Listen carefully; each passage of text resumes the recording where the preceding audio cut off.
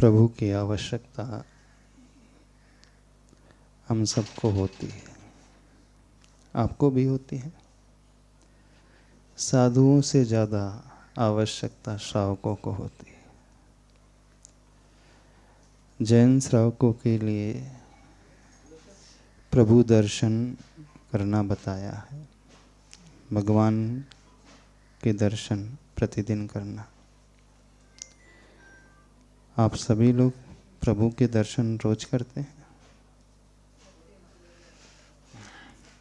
जब आप मंदिर जाते हैं तो वहाँ भगवान कहाँ मिलते हैं आपको?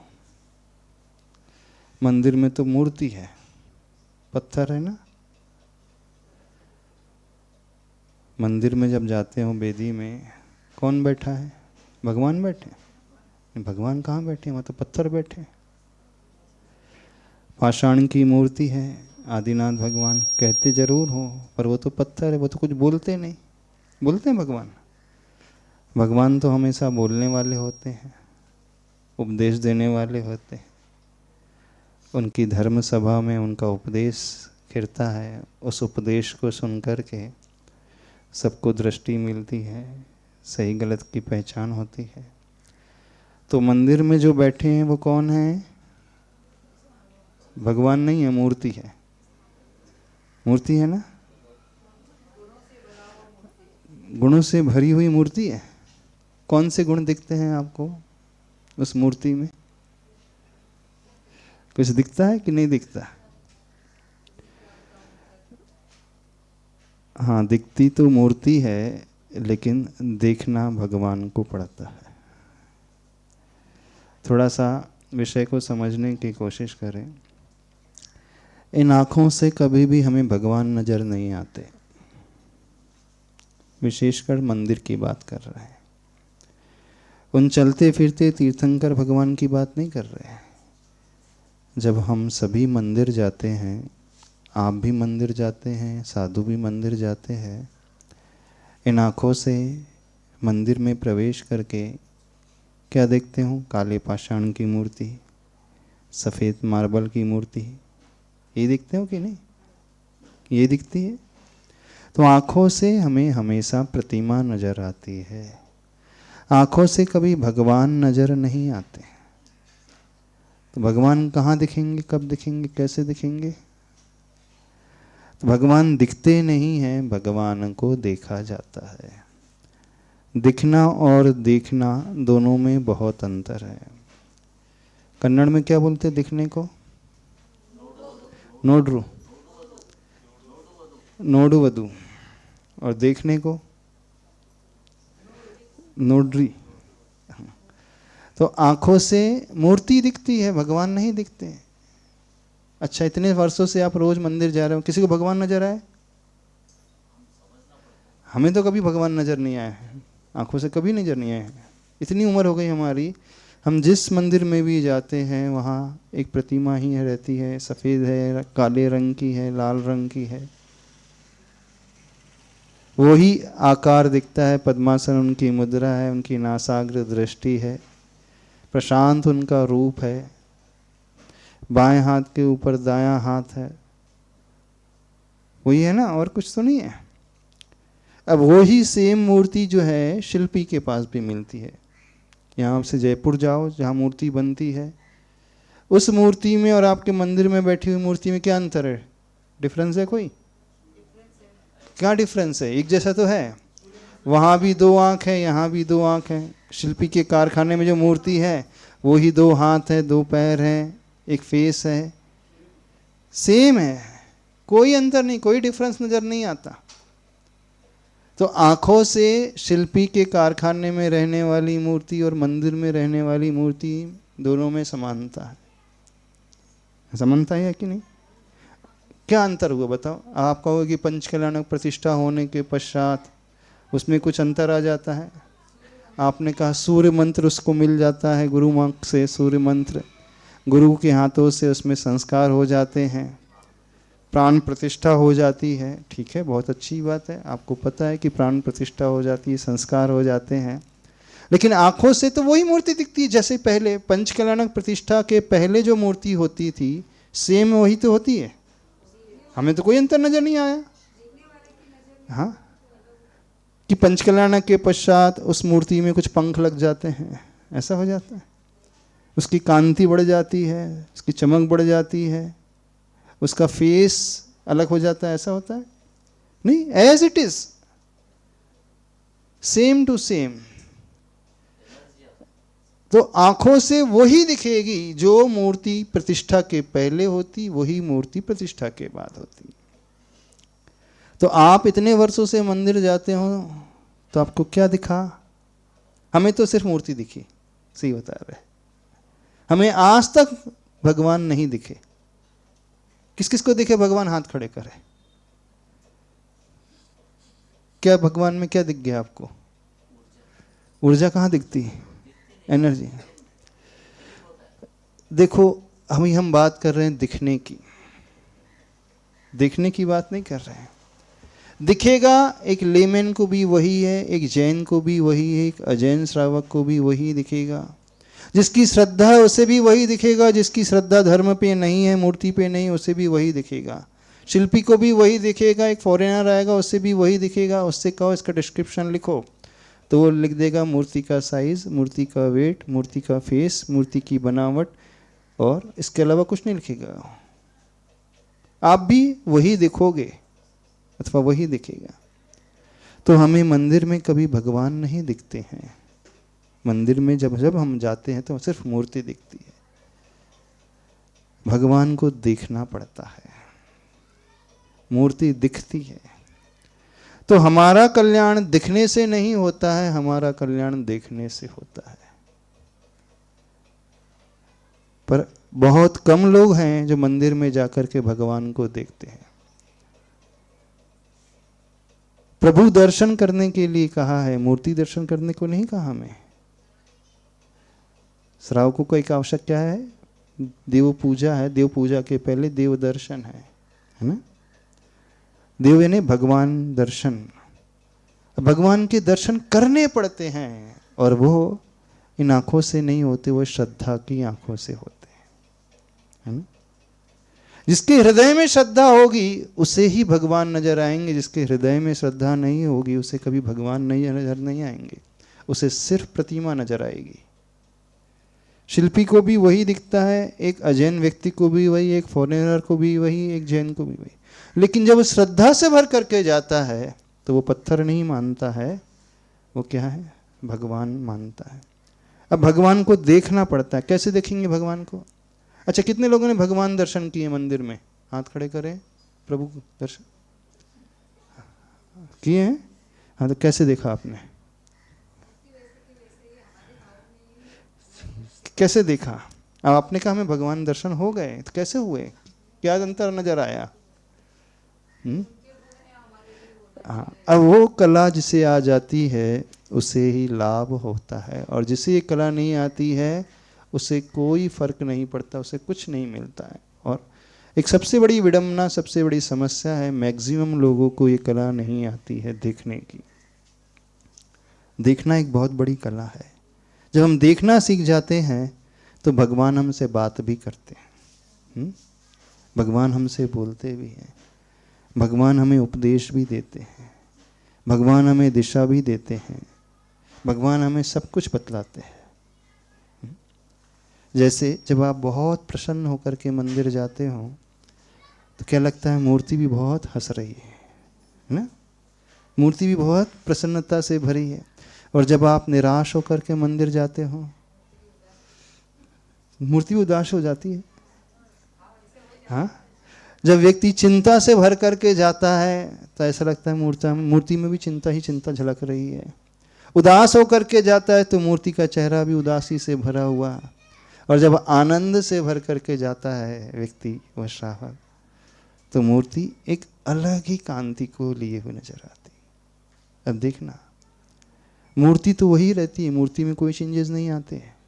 ना मूर्ति का फेस उदासी भरा होता है, ना मूर्ति का मुख जो है बहुत प्रसन्नता भरा होता है। एज इट इज, जैसे इसकी शिल्प है, जैसी इसकी बनावट है, वो वैसे एज इट इज ही रहेगी।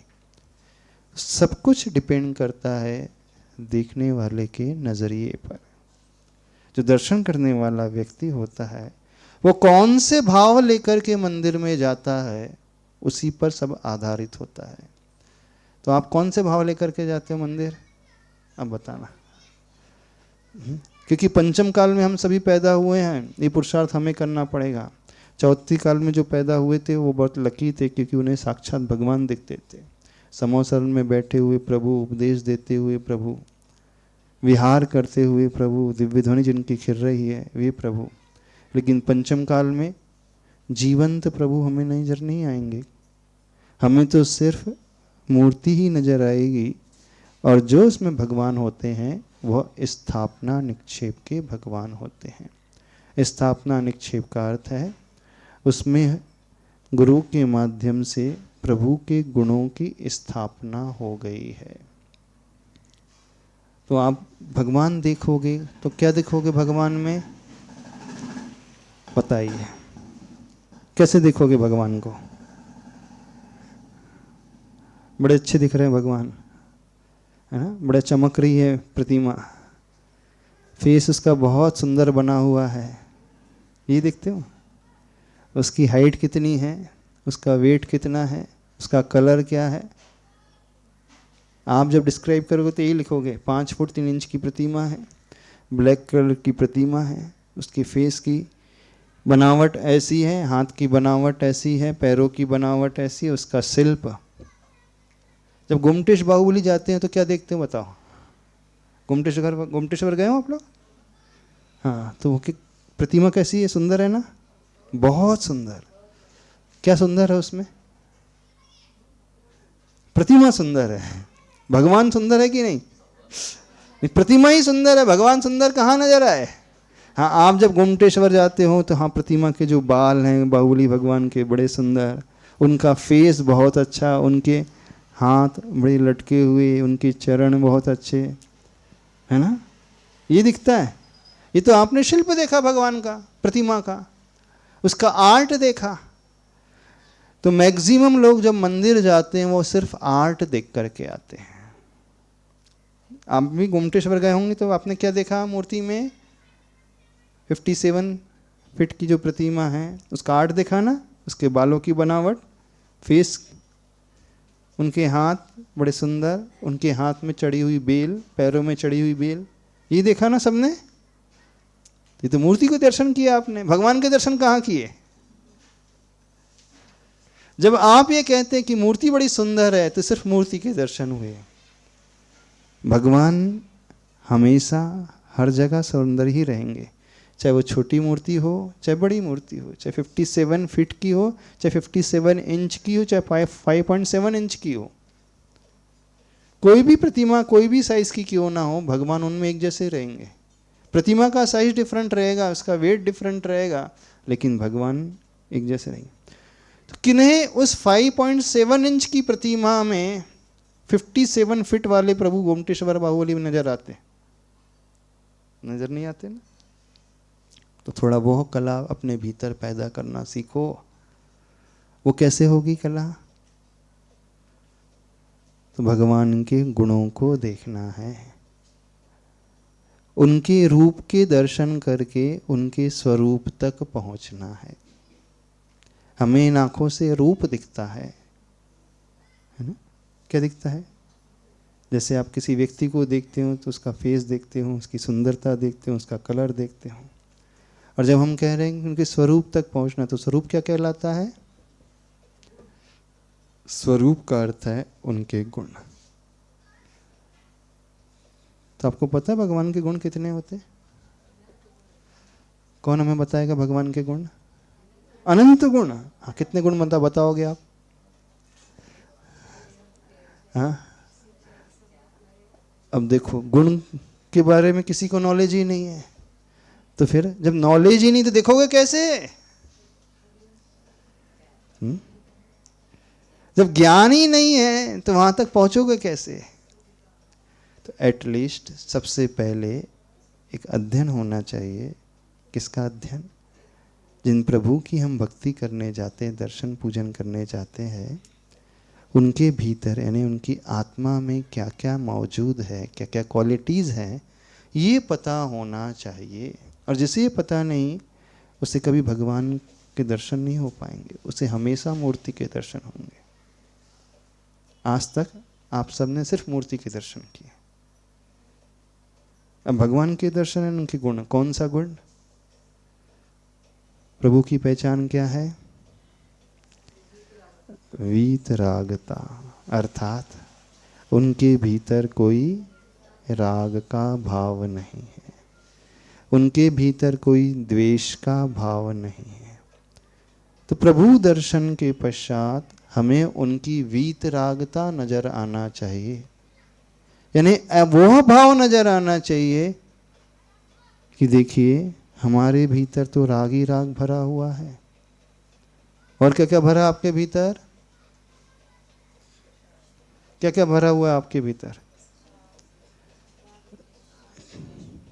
क्रोध है, ईर्ष्या है, अभिमान है, लोभ है, मोह है, द्वेष है, और क्या है? सब कचरा भरा हुआ है। अब प्रभु के भीतर यह कुछ भी नहीं। जरूरी नहीं कि बहुत सारे शास्त्री पढ़ोगे तो ही ज्ञान होगा। प्रभु के गुणों को जानने के लिए बहुत सारे शास्त्र पढ़ने की आवश्यकता नहीं है, सिर्फ एक शास्त्र पढ़ने की आवश्यकता है। जानते हो कौन सा शास्त्र? बता सकते हो कौन सा शास्त्र पढ़ने की आवश्यकता है? रत्नकरण श्रावकाचार, उसकी भी आवश्यकता नहीं। बालबोध, उसकी भी आवश्यकता नहीं। तत्वार सूत्र, उसकी भी आवश्यकता नहीं। समय सार, उसकी भी आवश्यकता नहीं। हाँ, स्व के शास्त्र को पढ़ने की आवश्यकता है। वो जिनवाणी वाला शास्त्र नहीं, अपना शास्त्र, अर्थात हमारे भीतर कौन कौन से राग और द्वेष के भाव पड़े हैं, ये पढ़ने की आवश्यकता है। तो इसको जानने के लिए कोई शास्त्र पढ़ना पड़ता है? बताओ, आपके भीतर क्या क्या बुराइयां हैं, कोई शास्त्र से पढ़ करके बताओगे? कोई? जब घर में मम्मी बताएगी तब बताओगे, कि टीचर बताएंगे तब बताओगे? कौन बताएगा? कि आपका लाइफ पार्टनर बताएगा तो बताओगे कि आपके भीतर ये द्वेष भरे हैं, ये कषाय के भाव भरे हैं, ये कमियां भरी हैं? नहीं ना। दूसरों से पूछने की आवश्यकता नहीं होती, क्योंकि दूसरा हमें पूरा जान ही नहीं सकता। जान सकता है? अच्छा, जितनी महिलाएं बैठी हैं, आपके पति आपको पूरा जानते? बताओ क्यों? आपके पति आपको पूरा जानते? 100% नहीं जानते। जितना आप स्वयं को जानते उतना तो नहीं जानते होंगे ना वो। अच्छा, पति को जान लेते हैं आप लोग? अरे 30 साल से 40 साल से साथ रह रहे, फिर भी नहीं जान पाए? नहीं जान पाए। दूसरों को जानना बड़ा कठिन होता है, स्व को जानना बड़ा आसान होता है। तो कौन सा शास्त्र पढ़ना है? स्वयं का शास्त्र पढ़ना है, अर्थात स्वयं के शास्त्र का अर्थ है अपना आकलन करना आवश्यक है। तो प्रभु के भीतर कोई राग नहीं, इसलिए वो वीतरागी हो गए। उनके भीतर कोई द्वेष नहीं, इसलिए वो वीत द्वेषी हो गए। और हमारे भीतर क्या क्या भरा है? आपके भीतर क्या क्या भरा है बताओ? हाँ, सारी कषाय हैं। और क्या है? 9 कषाय भी हैं। क्रोध है, मान है, माया है, लोभ है, हास्य है, रति है, अरति है, शोक है, भय है, जुगुप्सा है, ईर्ष्या है, मत्सर है, भरा है ना। और क्या क्या है? और भी कुछ है? बेईमानी है, चीटिंग है, और क्या है? चोरी है, और क्या है? क्या क्या भरा बता दो जल्दी। झूठ बोलने की आदत है, सताने की आदत है, हिंसा की आदत है, बहुत ज़्यादा आसक्ति है, इच्छाओं भरी है, मैथुन की संज्ञा भरी है, आहार भय परिग्रह मैथुन संज्ञा भरी है। और क्या क्या भरा है? और भी कुछ भरा है? जो आप सोच सकते हो वो सब भरा हुआ है। तो भगवान को हम कैसे देखें, भगवान के दर्शन कैसे करें?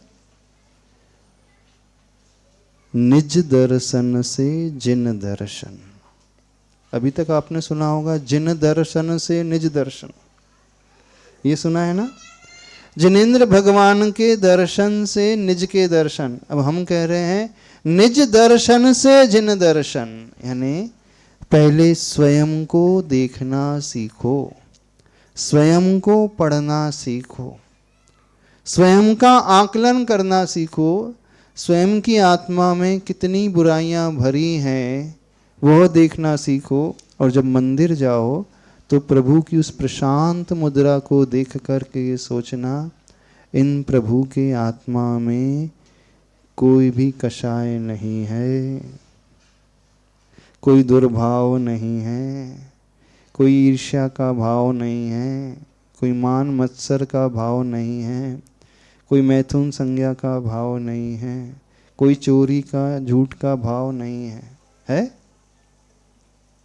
है उनमें नहीं। तो ये प्रभु इन दोषों से रहित हो गए हैं, इसलिए वह वीत रागी और वीत देशी हो गए हैं। अब मैं उनके उस रूप को देख करके उनके उस स्वरूप तक पहुंचता हूँ, और दर्शन करने का प्रयोजन यह है कि उन जैसे स्वरूप को मैं अपने भीतर उद्घाटित करने की कोशिश करता हूँ। कभी ये सोचते हो मंदिर में जाकर के? बोले कभी सोचा? टाइम ही नहीं मिलता। आप लोग तो मंदिर जाते हो, एक मुट्ठी चावल चढ़ाए, मूड़ पटके और चलते बने, और नमोकार मंत्र पढ़े, ज़्यादा वो तो 9 बार नमोकार मंत्र पढ़ लिया। और क्या पढ़ लिया? उदक चंदन तंदुल पुष्पक है, ये पढ़ लिया। और क्या इसके अलावा?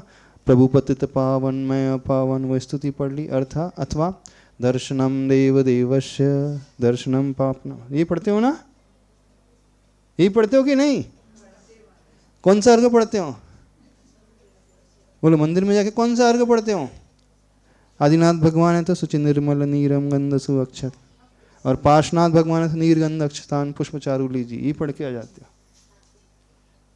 इसके अलावा और कुछ पढ़ते हो? अपने को कितना पढ़ते हैं?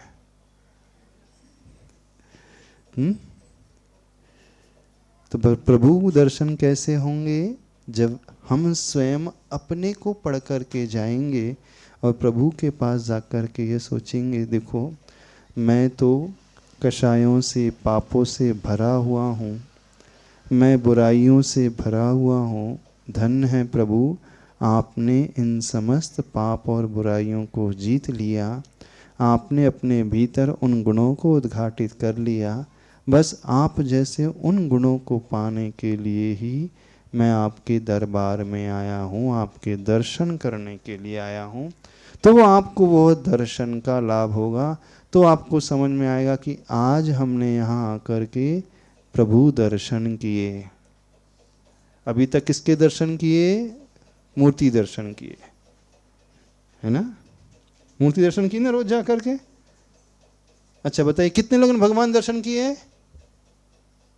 जो हम बता रहे तरीका नहीं किए, किसी ने नहीं किया आज तक, किसी ने बताया नहीं। किसी ने नहीं बताया। गुणों का स्मरण, तो गुणों का स्मरण करने के लिए आप पढ़ेंगे अनंत चतुष्टय के ध्वनि धनी, अनंत ज्ञान, अनंत दर्शन, अनंत सुख, अनंत वीर। ना अनंत ज्ञान दिखता है, ना अनंत दर्शन दिखता है, ना उनका अनंत सुख दिखता है, कुछ तो नजर आता है नहीं। आप रट ही रटाए गुणों को पढ़ लेते हो, है ना? जब पूजा करते हो, अनंत चतुष्टय के धनी तुम ही हो सिरताज, मुक्ति वधु के कंत धुन, 3 भुवन के राज, विनय पाठ हो गया पूरा, हो गया ना? यही हो गया कि नहीं हुआ? तो रटा रटाया पढ़ करके व्यक्ति आ जाता है और मूर्ति के दर्शन करके समझता है कि मैंने भगवान दर्शन कर लिया। तब क्या करना है बताइए? क्या करना है? मूर्ति दर्शन नहीं, प्रभु दर्शन, जिन दर्शन, और वह जिन दर्शन निज दर्शन से होंगे। जिन दर्शन से निज दर्शन नहीं, क्योंकि हमें प्रभु के गुणों का ज्ञान कुछ नहीं है, इतनी शक्ति अपने पास नहीं, इतना क्षमता है नहीं, इतनी बुद्धि है नहीं कि हम शास्त्र पढ़ करके याद कर लें। क्योंकि प्रभु के अनंत गुणों को जानने के लिए अनंत शक्ति चाहिए, इतनी बुद्धि चाहिए शास्त्र के अर्थ को पढ़ने के लिए, उसके संस्कृत श्लोक के अर्थ को निकालने के लिए इतना क्षमता बुद्धि तो है नहीं। तो सबसे आसान काम है स्वयं को पढ़ लेना। तो कठिनाई होगी आपको पढ़ने में, अपने आप को पढ़ने में नहीं होगी, पर व्यक्ति सबसे ज़्यादा डरता है तो स्वयं को पढ़ने से डरता है। इस बात को ध्यान रखना। वो स्वयं की सच्चाई से सबसे ज़्यादा डरता है, वो स्वयं को सच्चाई से रूप से स्वीकारने से सबसे ज़्यादा डरता है। वो व्यक्ति मानता ही नहीं कि मैं बुरा हूँ। मानते हो? बोलो, कितने लोग मानते हैं कि आप बुरे हो? हाथ खड़े करें। आप क्या मानते हैं अपने आप को? हम तो बहुत अच्छे हैं, हाँ, हम इतना दान देते हैं, हम इतने चौके लगाते हैं, हम गुरुओं की सेवा करते हैं। मानते हो ना अच्छे हो? हाँ, हम कितने अच्छे से बोलते हैं, रोज 5-5 नमोकार मंत्र की माला फेरते हैं, रोज आधा घंटा स्वाध्याय कर लेते हैं, तो अपने आप को तो अच्छा ही मानते हो। यही मानते हो और क्या मानते हो? तो व्यक्ति अपने आप को पढ़ने से भी बहुत अधिक घबराता है। तो प्रभु दर्शन का लाभ तब होगा जब हम स्वयं के दर्शन करेंगे, यानी स्वयं को देखने की कोशिश करेंगे, स्वयं की बुराई को देखने की कोशिश करेंगे, और मंदिर जाकर के प्रभु के भीतर उनकी आत्मा में क्या है, तो जो हमारे भीतर कचरा भरा हुआ है, प्रभु उन समस्त कचरों से रहित हैं, गंदगी से रहित हैं, इसलिए वो परम पवित्र पुनीत पावन हो चुके हैं, शुद्ध हो चुके हैं। उन्होंने जैसा अपने भीतर उद्घाटित किया, बस वैसा ही मैं अपने भीतर उद्घाटित करने के हेतु आपके चरणों में आया हूँ, इसलिए मैं प्रभु नमस्कार कर रहा हूँ। वो व्यक्ति अहोभाव से भर जाएगा, फिर उससे लाभ होगा अच्छा। तो इस तरीके को अपनाओगे कि नहीं अपनाओगे? नहीं, आप तो वही चावल लेकर के जाओगे, तो वो भी जरूरी है, मना नहीं है, द्रव्य लेकर के जाना है, लेकिन भाव दर्शन कैसे करना है? मूर्ति दर्शन नहीं, मूर्ति में जो बैठा हुआ मूर्तिमान है उनके दर्शन करना है। प्रतिमा में जो बैठा हुआ प्रतिमावान है उनके दर्शन करना है। तो उसका तरीका बड़ा आसान है, स्वयं को देख करके वहाँ तक पहुँचना है। स्वयं को कैसे देखें? तो दिन भर का आकलन करो, क्या क्या गलती आप करते हो, कौन कौन से पाप आप अकेले में कर लेते हो, भीड़ में कर लेते हो, चोरी कर लेते हो, झूठ बोल लेते हो, कुसील का सेवन कर लेते हो, हिंसा कर लेते हो, बहुत ज़्यादा आसक्ति है, बहुत ज़्यादा भोजन के प्रति इच्छाएँ हैं, वस्त्रों के प्रति, घूमने के प्रति बहुत सारी लालसाएँ हैं। इसका अध्ययन कर लो तो समझ में आ जाएगा स्वयं को देखना। और प्रभु के भीतर ही कुछ भी नहीं। ठीक है, बोले देवादिदेव श्री आदिनाथ भगवान की